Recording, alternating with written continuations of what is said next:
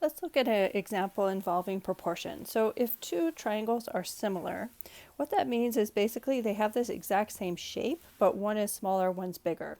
So the angles are the same, and then if you compare the sides, corresponding sides, so like this side to this side, they're proportional.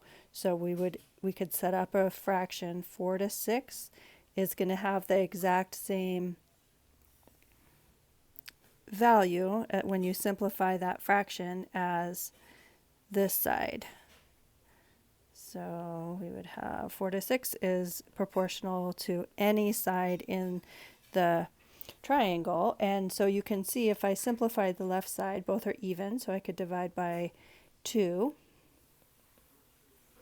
And if here both can be divisible by 6, so these both reduce down to the same fraction, and that's what it means to say that their sides are proportional.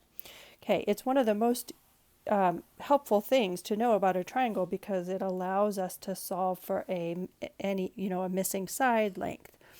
So we're going to use that fact.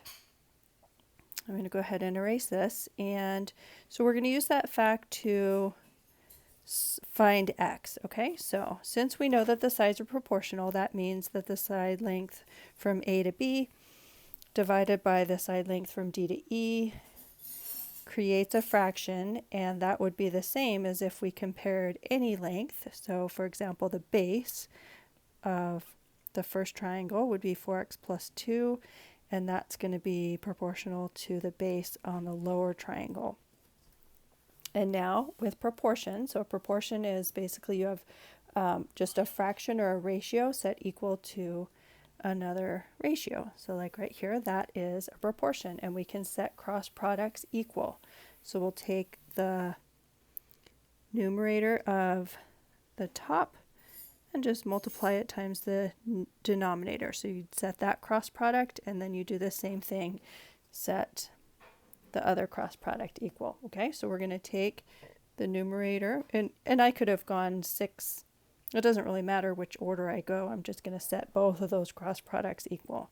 Okay, so we'll take 4 times 4x plus 9, and then we're going to set that equal to the other cross product. So 6 times 4x plus 2. And now we have an equation, one equation with one unknown, so we're going to be able to solve this. We'll go ahead and just distribute my 4, so I would get 16x plus 36 is equal to, distribute my 6, I would get 24x plus 12. And now let's get all of our x's on one side. Let's see, that would be 8x plus 12, get all of our numbers over on the other, so I'll go ahead and subtract 12, and I would have 24 is equal to 8x, and dividing through by 8, we get that 3 is the value of x. So let's just double check. Okay, plugging 3 in here, 4 times 3 is 12. 12 plus 9 is equals 21. Okay, and then here 4 times 3 is 12. 12 plus 2 is 14. So let's just double check that our ratios work. So is it true that 12 over 18 simplifies to the same thing as 14 over 21? Which is the same thing as 4 over 6. So let's just simplify each of those and just make sure that each of those really are proportional. Okay, we already did this. Let's see, 12 over 18, that simplifies down to 2/3. Dividing by 7 on the top, we would get 2. Dividing by 7 on the bottom, we'd get 2/3. And then 4, 6 simplifies to 2/3 as well.